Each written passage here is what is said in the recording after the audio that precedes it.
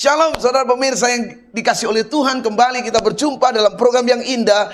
Kasih kuasa Allah akan turun di tengah-tengah pemberitaan ini. Karena apa? Di tengah-tengah Allah ada, di situ ada jawaban. Di tengah-tengah Allah hadir, maka kuasa Allah akan menjamah. Di tengah-tengah Yesus hadir, maka saudaraku, damainya kita rasakan. Ada program yang indah. Mari saudara, seperti biasa kita membaca, yaitu di dalam Matius 4 ayat 16. Ya, satu ayat ini. Ya. Matius 4 ayat yang ke-16. Ya. Bangsa yang diam dalam kegelapan telah melihat terang yang besar. Dan bagi mereka yang diam di negeri yang dinaungi maut telah terbit terang. Saudaraku yang terkasih dalam Tuhan, ya, sadar enggak bahwa hari-hari ini adalah hari-hari di mana Allah sedang melawat umatnya dengan dahsyat. Mungkin saudara berkata, yang benar pendeta. Lihat Pak Pendeta, ngaca dulu Pak Pendeta. Lihat situ, ekonomi semakin nyungsep, politik semakin memanas, segala pergulatan dalam sisi apapun sudah mulai goyang Pak Pendeta. Ngaca dulu pendeta. Saudaraku, mari kita lihat, dengar baik sini. Firman Tuhan akan mengupas dengan tandas tajam dan bisa dipercaya. Di sini dikatakan, bangsa-bangsa yang diam dalam kegelapan telah melihat terang yang besar. Bagi mereka yang diam di negeri yang dinaungi maut, yang telah terbit terang. Terbit terang, melihat terang. Bukan terang yang biasa, terang besar-besaran. Saudaraku, di mana saya bisa pastikan bahwa Tuhan telah melawat Indonesiaku ini? Mari kita lihat, ada sesuatu yang luar biasa, yaitu bangsa yang diam di dalam kegelapan. Saudaraku, kita sadar enggak kita hidup ini dalam kegelapan? Ya. Cirinya apa kegelapan itu? Cirinya sekarang ini, yaitu okultisme sedang dipromosikan.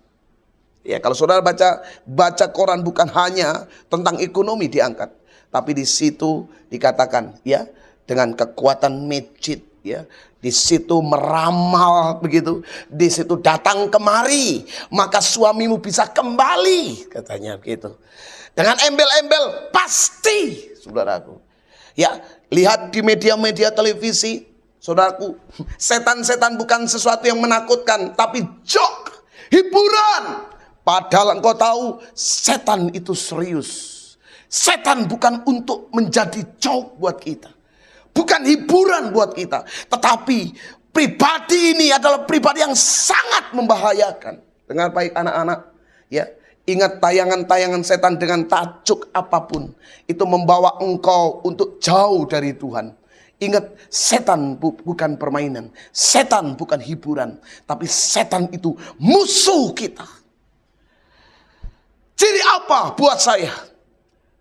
Bahwa kita hidup di dalam terang yang Tuhan sudah pancarkan. Ditandai dengan kita hidup di dalam naungan maut. Apa itu naungan maut? Roh Kudus memberikan, saudaraku, pengenapan firman, yaitu rema buat saya. Orang-orang yang dinaungi maut ditandai dengan, yaitu kematian massal. Coba lihat itu, ya. Lihat di Aceh terjadi tsunami. Ya, di Jawa Tengah gempa. Di sana ada rintihan, tangisan. Ya, saudaraku, sumur mulai keluar dari dasar bumi. Ya, lumpur keluar, panas. Korban di mana-mana. Tangisan massal, korban massal, kematian massal. Ini dunia yang sedang kita tinggal ini adalah dunia yang dinaungi oleh maut. Tapi berita baik, boleh saja itu terjadi. Tetapi ada berita baik di sini. Terang, tidakkah engkau lihat? Terang telah bercahaya. Persoalannya sekarang ini, orang tidak mencari terang ketika menghadapi persoalan. Justru gelapnya dunia kita tambah cari, menuju tambah gelap. Hari ini, sebagai hamba Allah, kami ingin memberitakan sesuatu. Kembali kepada Tuhan. Hai anak-anak Tuhan, kembali kepada Yesusmu. Ya, dunia ini udah gelap. Dunia ini telah dinaungi oleh maut. Haleluya. Kembali kepada Tuhan. Jangan ambil barang pintas. Jangan ambil jalan pintas untuk engkau terhindar dari ini. Tidak bisa. Karena engkau hidup di dalammu itu. Mari kita lihat dalam Yesaya 33 ayat yang ke-21. Yesaya 33 ayat 21. Di sini Alkitab menyatakan begini. Di situ kita akan melihat betapa mulia Tuhan kita. Seperti tempat yang penuh dengan sungai dan aliran yang lebar. Perahu dayung tidak melaluinya dan kapal besar tidak menyeberanginya. Saudara lihat, ya, hari-hari ini terang besar itu ditandai dengan arus aliran kekuatan Roh Kudus. Gereja-gereja dijamah oleh kekuatan Allah. Pemulihan gereja-gereja terjadi di mana-mana, saudaraku. Bukan hanya di luar negeri, di gereja kita juga. Sekarang kita dengar banyak sekali pemulihan terjadi. Dan buat saya itulah sungai dari Allah, aliran yang lebar. Ini berbicara tentang kekuatan Allah. Ya. Sampai-sampai kekuatan manusia, perahu dayung dan kapal besar tidak mampu menyeberangi, saudaraku. Oleh sebab itu, saudaraku, ya, ini penting sekali buat kita. Sehingga kalimat berkata river atau nyebut nahar dan stream atau Zoror, ya, ini harus ada dalam hidup kita. Boleh jadi dunia ini telah dinaungi segala kegelapan. Boleh jadi dunia ini dinaungi oleh maut, tapi firman Tuhan tetap tinggal di dalam hidup kita. Yaitu apa? Waktu hidupmu hidup di dalam roh dan dipimpinnya. Jangan takut. Ada berita yang indah dan saya percaya mungkin saudara mengalami, iya pendeta. Sekarang ini saya mengalami kegagalan. Mimpi punya mimpi saya selalu menakutkan. Dengar baik, itu dunia yang Tuhan katakan melalui firman. Tapi berita baik, Yesus kita, Allah yang menaungi dunia. Ada program yang indah, tapi sebelumnya mari kita dengarkan pujian ini. Haleluya, haleluya. Amin. Ku tak membawa apapun juga saat ku datang ke dunia.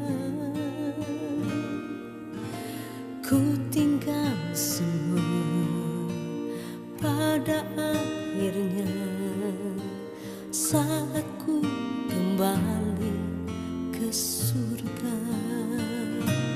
Inilah yang ku punya, hati sebagai hamba yang mau taat dan setia padamu Bapa.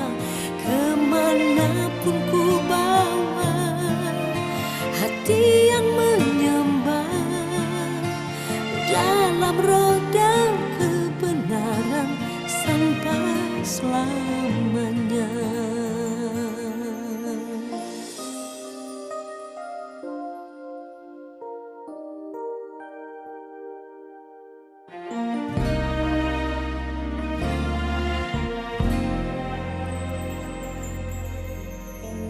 Ku tak membawa apapun juga saat ku datang ke dunia. Ku tinggal semua pada akhirnya saat ku kembali ke surga. Inilah yang ku punya, hati sebagai hamba yang mau taat dan setia padamu Bapa.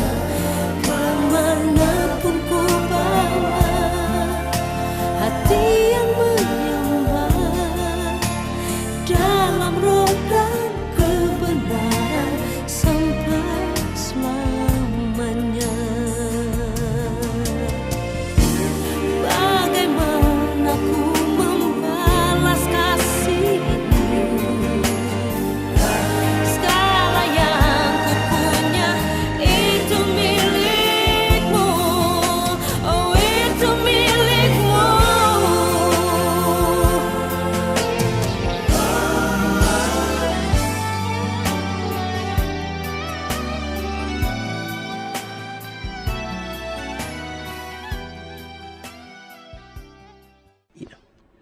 Puji Tuhan, saudaraku yang kekasih dalam Tuhan. Ujian yang indah, dan saya percaya saudara, iman saudara dibangkitkan kembali.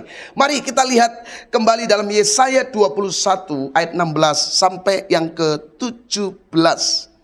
Sebab beginilah firman Tuhan kepadaku, dalam setahun ini lagi, menurut masa kerja prajurit upahan, maka segala kemuliaan kaum Kedar akan habis, dan dari pemana-pemana yang gagah perkasa dari bana Kedar akan tinggal sejumlah kecil saja, sebab Tuhan Allah Israel telah mengatakannya. Dengar baik saudara, siapa suku Kedar? Suku Kedar itu adalah keturunan dari Ismail. Dan saudaraku, Nebayot dan Kedar itu keturunan dari Ismail. Artinya dulu cinta Tuhan, dulu kenal Tuhan. Tetapi ketika kemajuan, ketika berkat melimpah, ketika mereka sudah mendapatkan posisi, saudaraku, mereka melupakan Tuhan. Dengan kata lain, dulu anak Allah, tapi sekarang tidak lagi diperhitungkan sebagai anak Allah. Dulu naungannya itu naungan dari Allah sendiri. Tetapi yang saya sebut all the glory, kabut itu telah hilang daripada hidupnya. Saatnya firman Tuhan ajar kita untuk kembali kepada sisi yang mula-mula ini. Yesaya 21 ayat yang ke-14 dikatakan, hai penduduk tanah Temah, bawalah air kepada orang yang haus. Siapa orang yang haus? Yaitu suku-suku Kedar yang sudah lupa diri dan tidak tahu diri. Dulu pernah cinta Tuhan, dulu setia melayani Tuhan, dulu sangat sadar bahwa Allah Israel adalah Allah yang benar. Tapi ketika kemewahan, ketika berkat menutupinya, saudaraku, ketika saudaraku mulai kedudukan meningkat, mereka ketakutan. Kalau saya ikut Tuhan dengan jujur, kalau saya ikut Tuhan dengan benar, pasti saya tidak punya berkat tanda-tanda dalam tanda kutip ini. Pergilah, sambutlah orang pelarian dengan roti. Ini ditujukan dari suku-suku ini. Bawa apa? Bawa air. Karena mereka banyak yang haus. Dengar baik. Ada banyak orang-orang yang dulu cinta Tuhan. Ya, dulu anak Tuhan. Tapi dia tinggalkan Tuhan. Ada kalanya mereka akan kehausan. Saya dengar dalam konseling pelayanan ini, dia akan berkata, pendeta saya dulu pelayan, pendeta saya dulu itu majelis, pendeta saya dulu itu anak Tuhan yang setia. Tetapi kami sedang meninggalkannya sekarang ini, Pak Pendeta. Ngomong kaya, saya sudah tidak tahu uang di mana-mana. Saya tidak tahu berapa perusahaan saya punya, tapi damai saya tidak ada. Saudara, orang-orang seperti itu butuh kekuatan Roh Kudus. Kasih Allah butuh menjamahnya. Dan bukan hanya urapan jamahan, tapi dibutuhkan yaitu roti firman Tuhan yang bukan hanya mengisi otak, tapi juga harus mampu merubah watak hidup dia. Haleluya. Saudaraku yang kasih dalam Tuhan, kapan itu bisa terjadi? Dalam ayat yang ke-16 di situ dikatakan, Matius 4 ayat yang ke-16 ya. Ayat 17 maksud saya.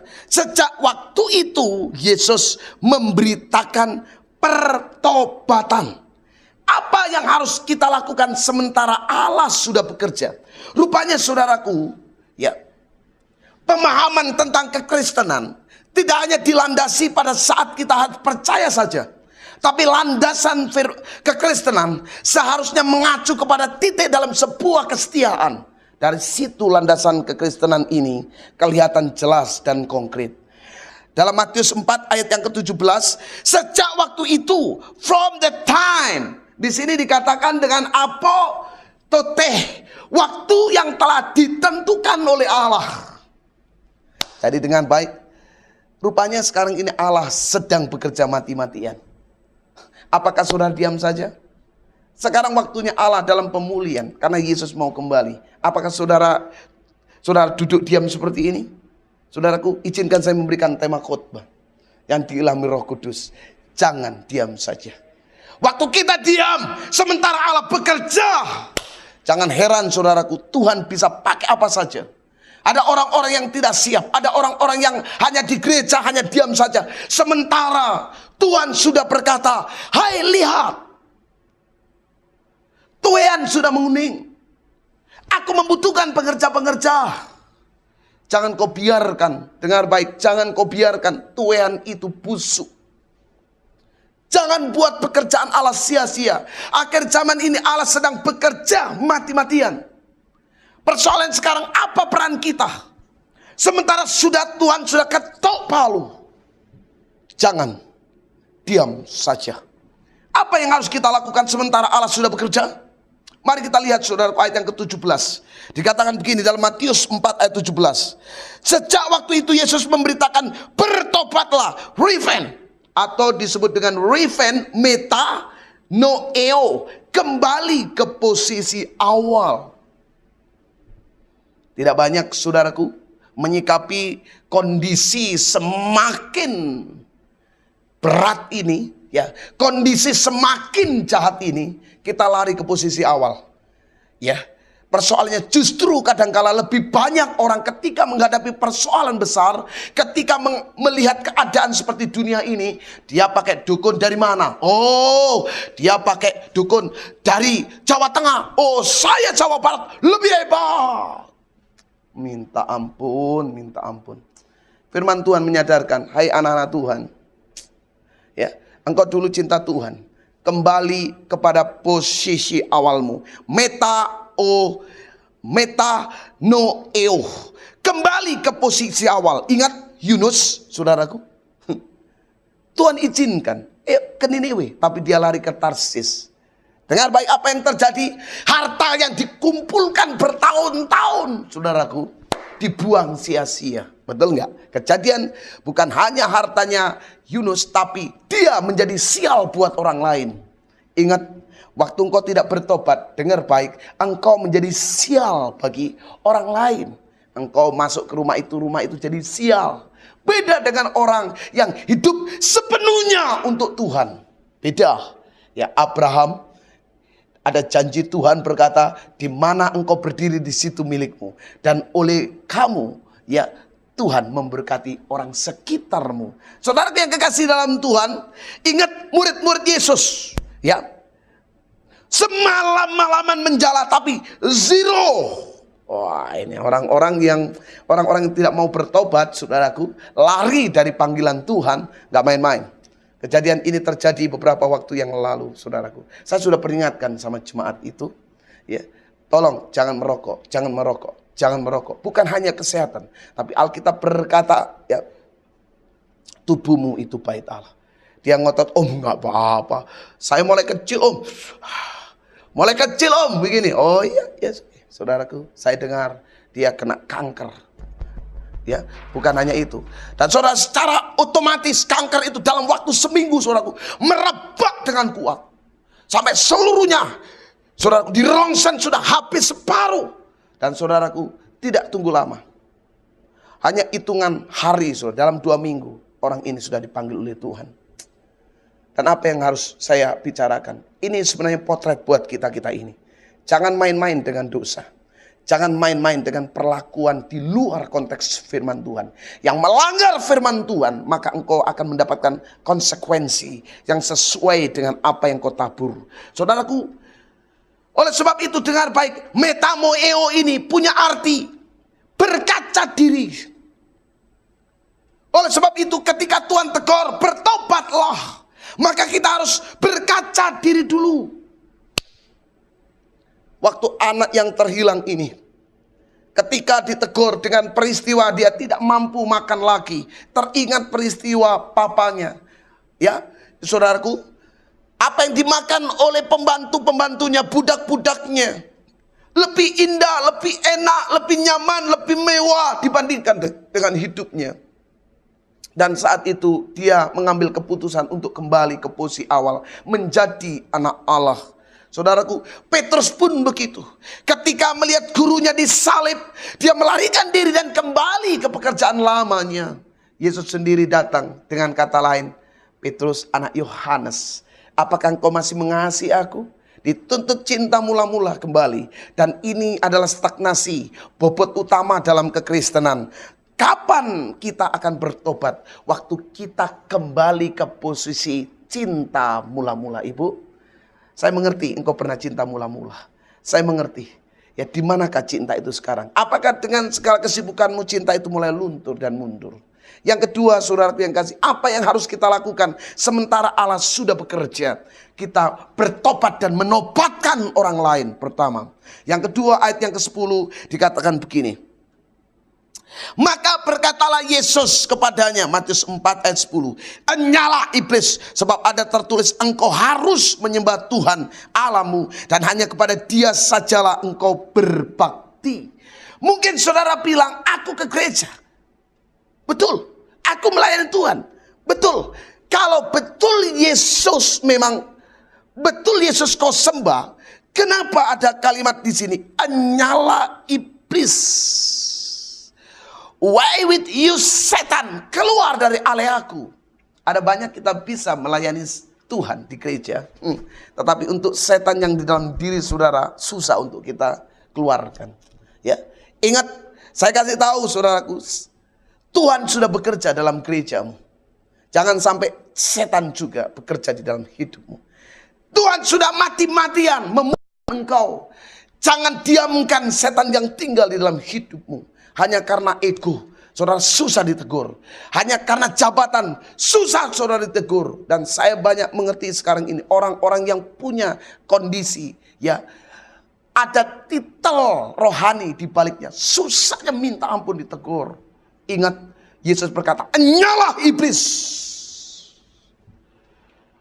Kadangkala lebih baik jadi jemaat lagi daripada sekarang sudah menjadi majelis, seharusnya menjadi contoh tapi susah ditegur oleh firman. Yesus berkata, "Enyalah iblis." Saudaraku yang terkasih dalam Tuhan, dulu masih dari jemaat biasa, setia, kalau ada firman menangis, tersentuh dan bertobat. Tapi ketika sudah menjadi ketua musik, mulai jadi ketua pemuda, ketua penyembah, ya, menjadi ketua kaum ibu, ketua sekolah minggu, akhirnya dia susahnya minta ampun. Ini maksud saya, engkau harus bertobat. Saudaraku, yang terakhir, apa yang harus kita lakukan sementara Allah sudah bekerja? Ayat 19, Yesus berkata kepada mereka, "Mari ikutlah aku, dan kamu akan kujadikan penjala manusia." Kata menikut Allah disebut deute eposo mau. Ikut Tuhan. Ikut Tuhan berarti kita dipimpinnya dan bukan memimpin. Dia di depan kita dan bukan kita di depan dia. Sebab dalam pimpinan Allah dibutuhkan hati yang taat. Saudaraku. Sebab apa? Sebab proyek besar Allah, humas halios ontrapos, yaitu apa? Berpotensi jala tidak akan pernah diberikan. Tuhan tidak kasih pancing. Kalau pancing cuma dapat satu, Tuhan kasih jala. Kapasitas multiplikasi ada dalam hidupmu. Kalau engkau betul-betul, saudaraku, yaitu ikut Tuhan, pasti berkatmu berlimpah-limpah. Persoalannya kenapa kita tidak berlimpah-limpah? Karena engkau betul ikut Tuhan, tapi engkau mimpin Allah. Betul engkau melayani Allah, tapi sebenarnya Tuhan melayani engkau. Haleluya. Bertobatlah. Engkau tidak menjadi hamba, sekarang ini telah menjadi tuan di gereja. Tundukkan kepala saudara, kita berdoa. Bapa surgawi, sadarkan kami Tuhan, bahwa sekarang ini saya tahu kegerakan Allah di mana-mana. Saya menyadari Allah telah bekerja di negeri kami. Kami seharusnya menjadi terang, tapi kami justru memberikan cemar bagi keluarga, bagi gereja, bahkan negeri kami Tuhan. Kami berdoa Tuhan Yesus, jadikan kami terang. Jadikan Tuhan kami garam. Dan saya percaya waktu saatnya kekristenan bukan berpikir persoalan, tapi waktu saatnya kekristenan berpikir bagaimana bisa memenangkan jiwa bagi Kristus. Karena saatnya Tuhan telah bekerja dulu. Dalam nama Yesus kami berdoa. Haleluya. Amin. Dan sekarang saudara yang kasih dalam Tuhan, kalau saudara ingin menghubungi kami, ada hamba-hamba Tuhan yang siap membantu saudara dalam doa. Dan pesan saya, maju terus dalam Tuhan. Tuhan Yesus memberkati saudara. Shalom el shalom.